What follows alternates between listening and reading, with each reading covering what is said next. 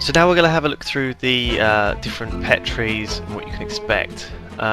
Tenacity pets are the tanking line, and I've got an exotic one here actually. The advantage of the exotic ones is that they come with a sort of a fairly unique buff these days, which you can bring to the group. This one I've actually got is a shale spider, and it has strength, agility, stamina increased by, well, it says 0%, but it should be 5%, shouldn't it? It should be the same as King's.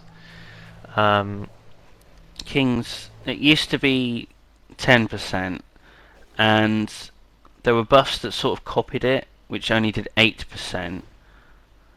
And now, due to like scaling of everyone's gear, the fact that instead of certain stats on your gear, you're basically just given extra agility, extra intelligence, intellect even, extra spirit or extra strength. So in order to reduce the scaling of that, King's is only doing 5% buff to them. I mean, would you want a tenacity pet in any sort of raid environment or 5-man environment? Is there any advantage to having it in those environments? Can these pets, satisfactorily tank in heroics or off tank? No way in fucking hell are they going to be able to tank in a heroic in Cata. Right. No. I mean, I don't know though. I mean, as people's gear gets ridiculously good and your pets scale with the gear, I guess, I mean, it might be conceivable, but I mean, as it is now, the fact that the dungeons are so damn difficult on heroic mode, I don't think it's possible. Well, anyway, I mean, I'm going to spec this with the tanky stuff. So you've got your stamina talent, that's still there. You've got your healing effect on the pet, that's still there.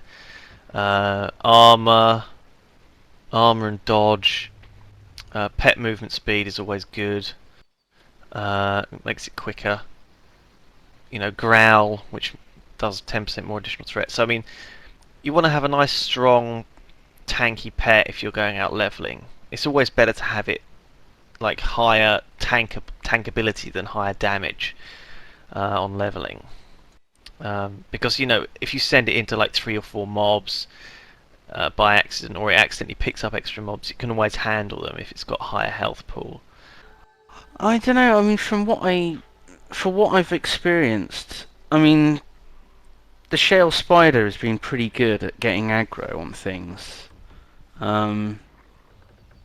He's been pretty cool with Rock Bobster. Especially when you have misdirect on pet, though, off the cooldown. That's the thing. Due to the major glyph. So, if you have that, then why do you actually need a pet that can get aggro? Oh, I see. You can provide the aggro for him yourself. Yeah, that's a good point. I mean, the only question is survivability. I mean, will your pet just get owned in its face if it's not a tenacity pet? Because, I mean, a lot of these mobs that we've come across have hit like fucking trucks. So there's a lot to be said for having a tanking pet as you're leveling. What's your experience, though? But the alternative is you go for a DPS pet that does an absolute... that hits like a truck itself, essentially. So the mob dies a lot quicker before your pet would take so much damage that it itself would die. So I mean, I found Japhosaurus to be pretty damn useful when leveling. And he's a ferocity pet, right? An exotic ferocity pet. Yeah. And what's his buff that he brings? 5% extra crit to all party and raid members. Right. And also he does that animation when he buffs it, which I love. Terrifying roar. Yeah, he gives out a terrifying roar. Roar. So the ferocity pet talent tree is similar, and you can pick the extra stamina talents should you wish to do that. But I mean, typically ferocity pets are usually for like the raiding environment, aren't they? And people spec them out to have max damage. Well, it looks like you actually have to pick. Is it worth? I mean, what's better, great stamina or natural armor? I never really knew which of those two was better for any sort of circumstance. No, I would always always go for the extra health Okay. over the armor, because that affects him being hit by AoE Mm. abilities or anything that gets through, like spells, just any random crap dots on him. It's always useful to have more health. So we've got speed, we've got some more damage, we've got bloodthirsty, we've got culling the herd. When your pet's basic attacks hit a critical strike, you and your pet deal 1% increased damage for 10 seconds. So that's got to be a good one to have. Anything that buffs your damage, you know, is probably going to be better than something that buffs your pet alone. Heart of the Phoenix, and Lick Your Wounds. very, very useful. Okay. I wouldn't bother with Lick Your Wounds, to be honest, because you're the one that's going to be healing your pet whilst he does the damage with your main pet. So Spider's Bite increases the critical strike chance of your pet by 3%. You kind of have to have that so you can unlock Call of the Wild, which buffs your pets and your attack power by 10%. Yeah. That used to buff doesn't your affect party. the party. Yeah, doesn't do that anymore. Yeah. It's a bit selfish, but it's been very nerfed. good. But look at the cooldown. The cooldown's only 3.5 minutes now. That's quite a nice cooldown. This is pretty good. You can pop that with other stuff, I guess. Like, is rapid fire still there? Yeah, looks like it. So you pop that and rapid fire 5 minutes. and bestial wrath. And bestial wrath. That's quite a lot of damage. Yeah. That's crazy. Rabid is a good one that your pet kind of needs to have. And again, it's like, how useful is Wild Hunt, and is it more useful to take Shark Attack? Your pet does an additional 3 damage with all attacks. Well, actually, that Shark Attack is the same as Spiked Collar, which is the tier 2 talent, isn't it? Now, I haven't actually managed to put any points in that yet. What? Yeah, because I was putting stuff elsewhere. Have you put? Did you put points in like dash and bore speed? I haven't got dash. 'Cause you don't. I've got ball No. speed, but do I not have that? Should I not have that? Well, I wouldn't really bother with ball speed. I would No. just put it in charge. I don't seem to have charges again. I don't know why. Because charge is when you want your pet to get in to attack as quickly as possible, and it boosts its even if the target is immune to being immobilized for that one. What the fuck? What's your pet doing? There's a little button on my bar. It says play. Puts your pet into a playful state. Ah! What the hell? Do you not have that? Play? Yeah. Play. Where the hell is that? That's cool. Is it on your pet bar? Yeah. It's just there next to bestial. It's next to bite actually, and tailspin. Oh god, awful. There we go. Well, oddly enough, I don't have that. No. Japhosaurus doesn't want to play with you. No. I mean, these are good, strong abilities. I think I've just popped 2 in Wild Hunt, 2 in Shark Attack, but normally you're not going to have the 4 extra talent points to do that, are you? So I mean, routinely you probably only get 1 I think point virtually in everyone is going to be BM who plays a hunter. You think so? Yeah. The other talent trees are that bad. Okay. I would say like 90% of the hunters will be BM. It'll be like the old days again. Oh, I love that though. I might come back and play my hunter in that case. The third one is obviously the cunning pet line. I have I think it's bat might be cunning. I'm not sure though.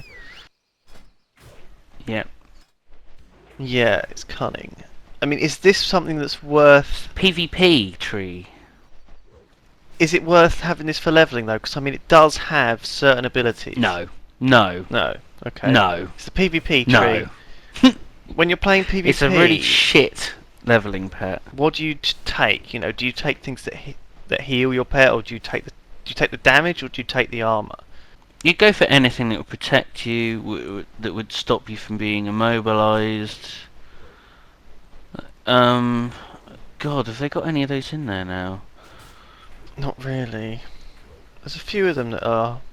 I mean, the Roar of Sacrifice, the one right at the end, will protect you from being crit. That's the big one that sticks out. Bullheaded. Yeah, there we go. But that's just your pet. That's basically giving your pet is given a trinket. Remove all movement impairing effects. Yeah, so it's your pet trinket is bullheaded, but you've got Master's Call anyway. Now, your pet attempts to remove all root and movement impairing effects from itself and its target, and causes your pet and its target to be immune to all such effects for 4 seconds. That's an interesting one. I think playing a hunter in arena is probably going to be as difficult as it always has been, even with Aspect of the Fox. Bearing in mind that Mortal Strike, has it gone or has it moved? Aim Shot used to Mortal Strike, didn't it? But it doesn't anymore. It's gone. We have Widow Venom now. Aha, yeah, that's right. The idea was that they removed a lot of stings and they made them into venoms instead. But they basically gave up on that idea, removed all of the venoms from the game apart from this one, Widow Venom, which gives a... Is Mortal Strike 25% as well now? Yeah, all the Mortal Strikes are now 25%, so it's a healing received reduced by 25% rather than 50. And additionally, this is it's a replacement for the mana drain that used to the mana drain sting. That's no longer in the game either. So the basic idea of the rotation is that you keep your Serpent Sting up with Cobra Shot. You hit Kill command on cooldown, and then you also use Cobra Shot in the meantime to regenerate your focus that you've lost. Absolutely. And then the thing that procs is this Focus Fire, which you have to press periodically when your pet reaches 5 stacks of Frenzy, which buffs your ranged attack speed temporarily. So it's actually a fairly complicated sort of rotation. Well, it's not really rotation. Is it rotation or is it like a priority list? It's really neither. It's all about building focus and then dumping focus. And when certain abilities proc, you press button. And otherwise, you spam Bestial Wrath on cooldown. I think this is going to take a bit of practice for me to learn the rotation here. Because you sort of need to watch your focus bar quite carefully, because it sort of jumps up and down, doesn't it? And obviously there's so many abilities that can give you focus, or there's just chances to get focus back, that your focus isn't always going to be the same. The rotation isn't going to be kill command, Cobra Shot, Arcane, Arcane, kill command, Cobra Shot, Arcane, Arcane, because it's going to be different according to what's procced. It's kind of fun, like just practicing the rotation, though, isn't it? You know? Definitely. It's quite. I mean, something you have to watch out for is with Bestial Wrath, you don't want to be using Cobra Shot during it at all. You just want to be using the dumps. Oh right, okay. So you want to be like full on focus when you pop it.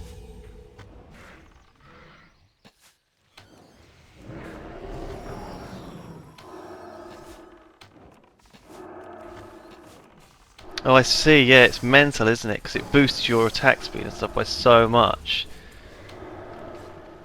that you can just go apeshit. That's cool. Alright, that'll do.